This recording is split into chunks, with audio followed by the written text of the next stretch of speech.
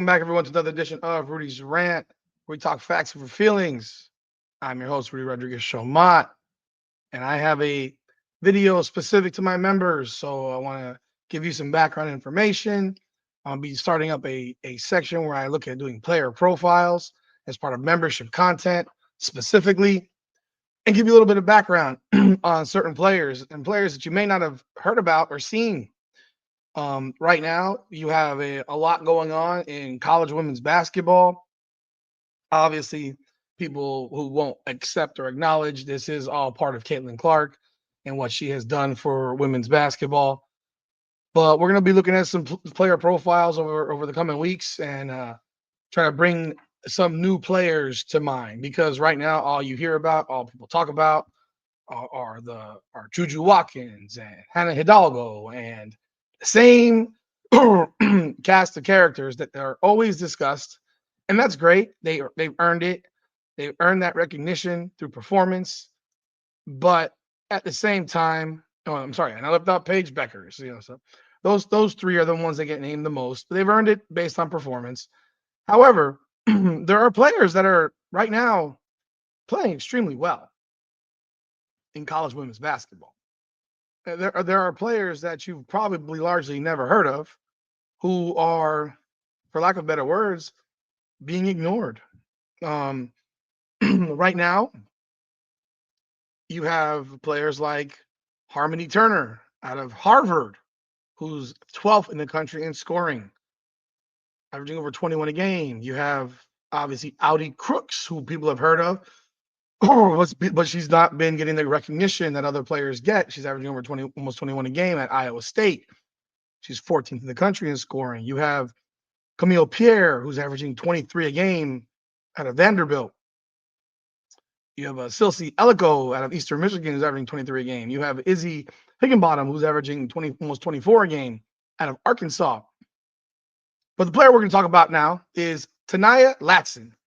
Taniyah Latson is a guard at Florida State. Florida State right now is 8-2 with losses to Tennessee by 2 points. And they have one more loss. Let me pull it up.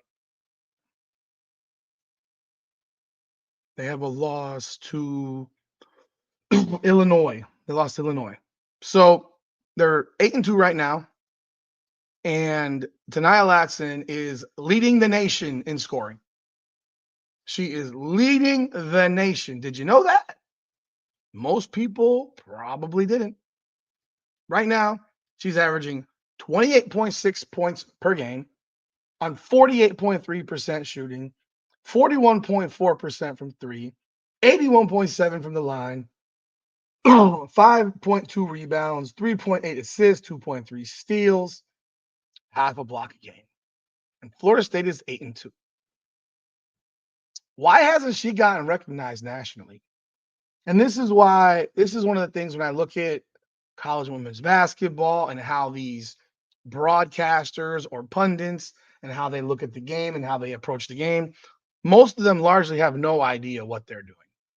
Most of them don't have any clue about these players around the country. And they focus on the same handful of players. Paige Beckers is not in the top.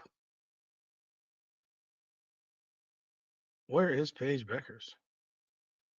Paige Beckers is number 30 in the country in scoring. And all you hear about is how great Paige Beckers is. And I'm not saying that scoring is the only thing that makes you great. It's not. But it matters. It absolutely matters. And Latson is absolutely balling. 28.6 points per game. I mean, shooting nearly 50%. She's a 5'8" guard. The girl's the goods, man. And here's the more telling stat that people might ignore. She's playing 28.3 minutes per game. She's averaging more than a point per minute. Now, I do think that number in minutes will increase as they get deeper into ACC play. But they haven't played a bunch of Ducks.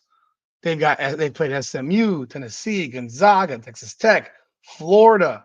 Illinois. Like they've only got teams that you might call nothings. North Florida, FAMU, NC Central, and Missouri State. And she's had a game. I mean, her worst game of the year is against Florida A&M. Her worst game of the year, Florida A&M. In fact, her two worst games of the year, Florida A&M and Missouri State. Against Tennessee, she went for 38 points. She shot 60% from the field, 15 of 25, 3 of 6 from 3. I mean, that's incredible. SMU, 39 points, 13 of 26 from the field, 2 of 3 from 3. Texas Tech, 30, 13 of 23, 56.5%. The girl is flat balling. I mean, it is what it is. She's killing it. So where does she come from? She is a high school graduate of American Heritage High School in Plantation, Florida, which is 25 minutes from my house.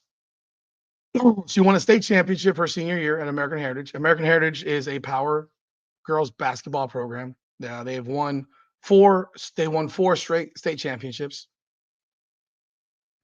And before that, she was at Westlake in Atlanta for 2 years with Raven Johnson from South Carolina, and where she helped lead them to back-to-back state championships and also to the Geico Nationals title when she was a junior.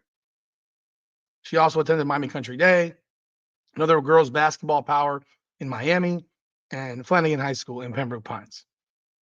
Now, she chose Florida State over Baylor, Georgia, Kentucky, Miami, NC State, Texas, Virginia Tech.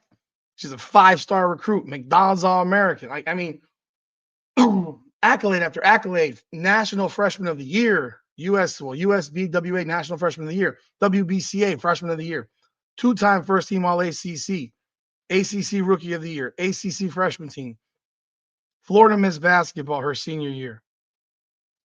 The girl is a baller, and no one talks about her. Why? Because she plays for Florida State?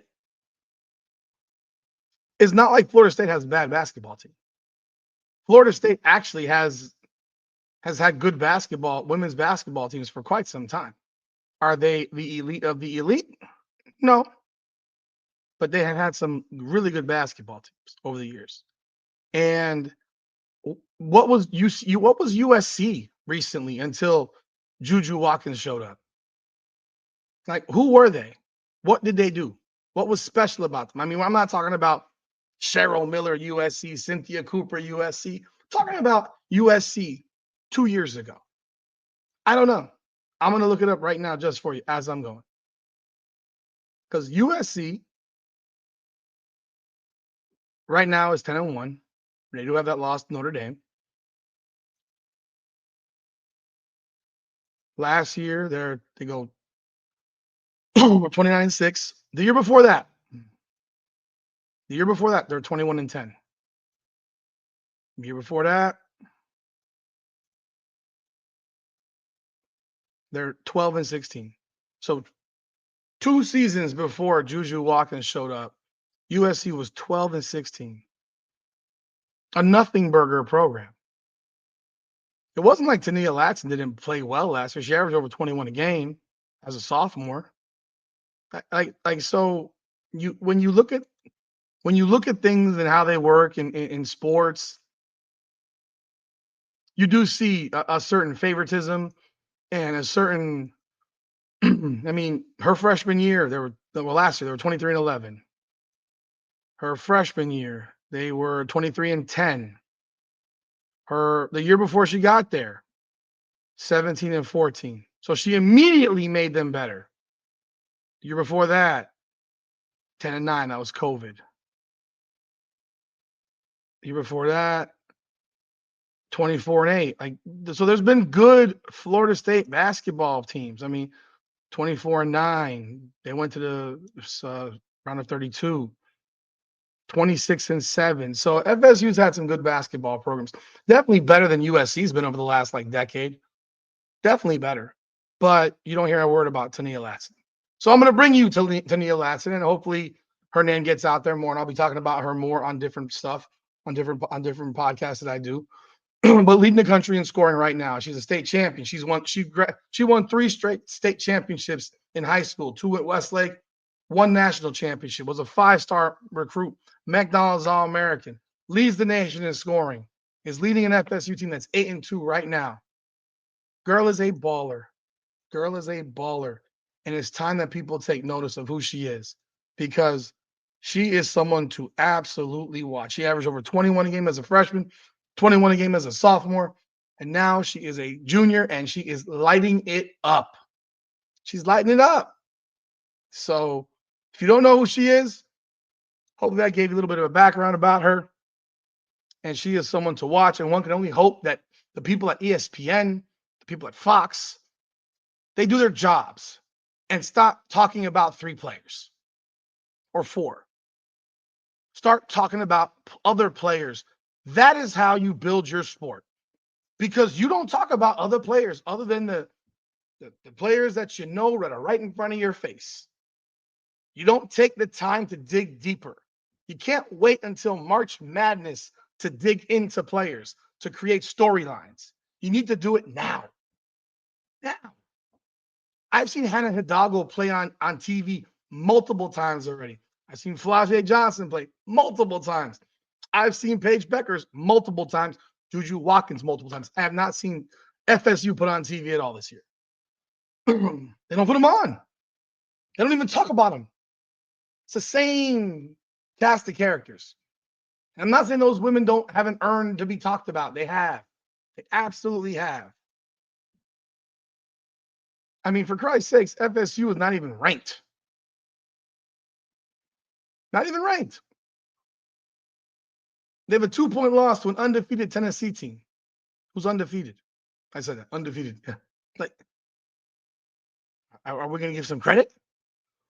Are we going to give some respect to them at some point? I wonder. When will it come? When will it come? But at the same time, it's the responsibility of these networks to talk about players like her. You cannot have an ACC player who was freshman of the year, who's been all ACC back-to-back years, and averaging almost 29 a game, and you haven't said a word about her. But get the name out. Tania Latson. Florida State guard, 5'8". 28.6 points per game on 48% shooting and 41% from 3. Let's talk about it. Let me know your thoughts on this player most people have never heard of. It's Rudy's Rant. Facts over feelings. Come on now.